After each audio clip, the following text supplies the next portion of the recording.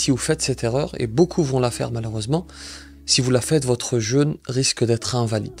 Je vais vous en parler précisément pour que vous puissiez l'éviter absolument, Inch'Allah. Le prophète sallallahu alayhi wa sallam dit dans un hadith, les actes ne valent que par leurs intentions.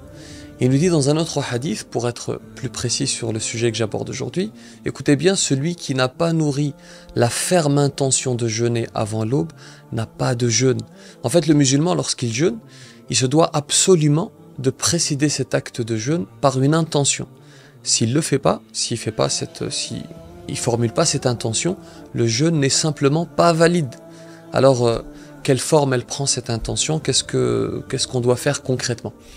Eh bien, il n'est pas nécessaire de mentionner verbalement cette intention. Il n'est pas nécessaire de dire « je décide de jeûner ».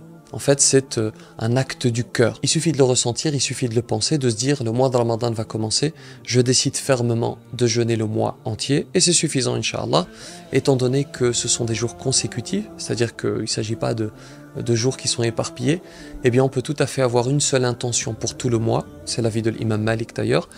La veille du premier jour donc, vous formulez cette intention et vous pouvez démarrer votre jeûne, et si vous respectez toutes les autres conditions, c'est-à-dire ne pas boire, ne pas manger, etc., eh bien ce jeûne sera valide, Inch'Allah.